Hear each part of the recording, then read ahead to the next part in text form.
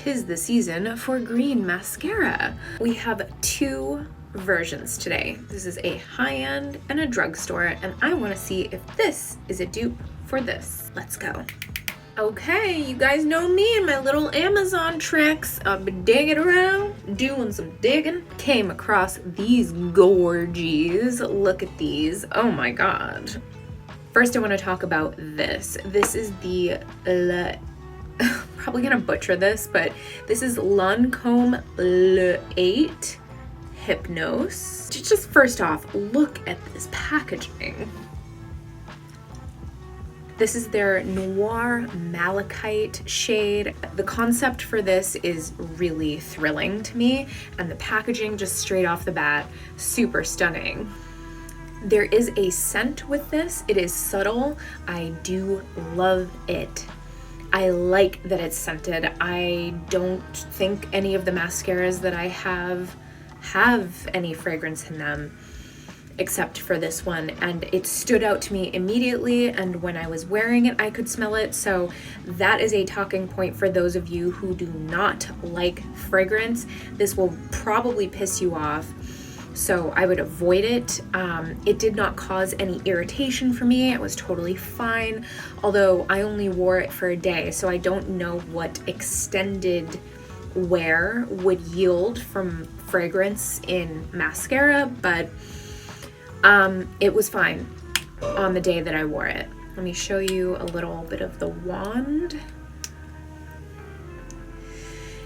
It is definitely brighter in camera, okay, just so you know that, because the light is hitting it, the pearlescence of that pigment is really showing off, but it is darker. I'm a junkie for good packaging experiences. The luxury feeling of this is extremely pleasurable. All that to say, I was a little bit surprised when the L'Oreal Paris Voluminous Original is outperforming this, and I'll tell you why. This is what I'm wearing today. Can you see it? It is very subtle. It's not extremely pigmented. Neither of these are extremely pigmented. For those of you looking for a green mascara that is more subdued, a little bit more of a whisper, it's subtle, it's kind of neutral, these two you will really love. If you want a screaming green mascara, these are not it. This feels like a dupe for this. Let me show you. When I first opened this, I thought, oh, this is definitely gonna be the lesser pigmented of the two. See how this one appears a little bit more gray? This is the Lâncome and this is the L'Oreal. You see how this one has a higher shine and appears to have more green pigment in it? This is the one that I'm actually wearing today, and I did think that this one showed up more. No particular fragrance on the L'Oreal, but I did find this one to actually look more pigmented, which was very surprising to me, especially given that it looks less pigmented. That's so strange. They look like the same exact color, except this one is, the L'Oreal is slightly more dull and the Lâncome has more vibrancy to it. But on, the Lâncome appeared less vibrant, less pigmented, and the L'Oreal to me appeared the opposite, way more pigmented, way more vibrant, for as vibrant as you're going to get with this particular colors.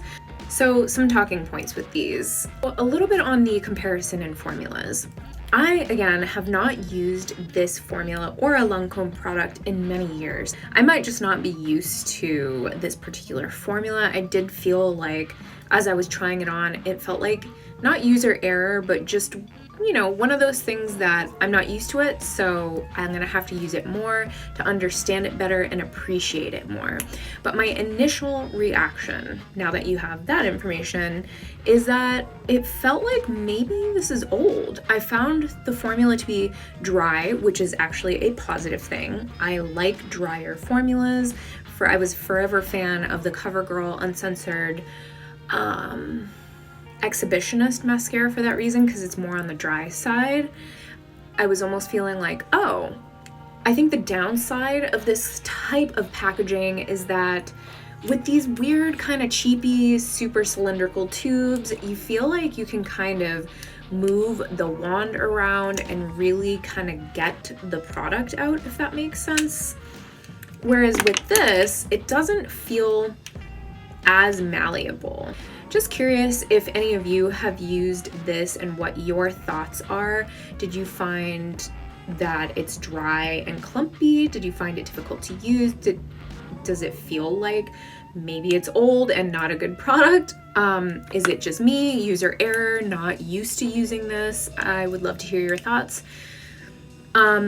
So also surprised that as I wore this throughout the day, I think I had 2 to 3 coats, it was a very subtle green, whereas this one, you can actually see it a little bit better, that green pigment. So overall, I think I would actually repurchase this one over this, even though I'm enjoying this packaging experience so much. Like, I'd be curious to try black and some of their other colors to see if maybe this was just an off one. I really like this whole experience so much that I would be willing to try it again. I mean, seriously, it's a sculpture.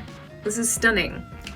I really want it to work. I think I'm gonna have to play around with it more, but if you just need a quick little option for a holiday party, you want to just add a little bit more spice to your look, and you've been kind of thinking about a green mascara, I highly recommend this. This is $33, and I think this one was like around $8 or $9. It seemed like maybe I had a better price a couple days ago. I don't know, the prices already seem to have changed, but if you want to check either of these out, these are both up in my profile under makeup favorites when you click on the link tree. Yeah, they're both in there. They're both stunning. Just depends, I guess, on if you want a luxury product or a drugstore dupe.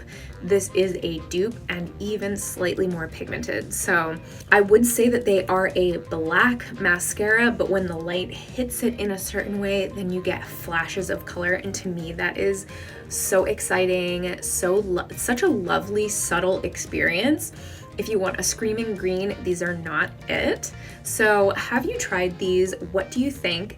Have you tried any of the other colors from this Hypnose line? Any other notes, I will leave them in the comments. Let me know what you think in the comments, and thank you so much for watching. Ciao for now.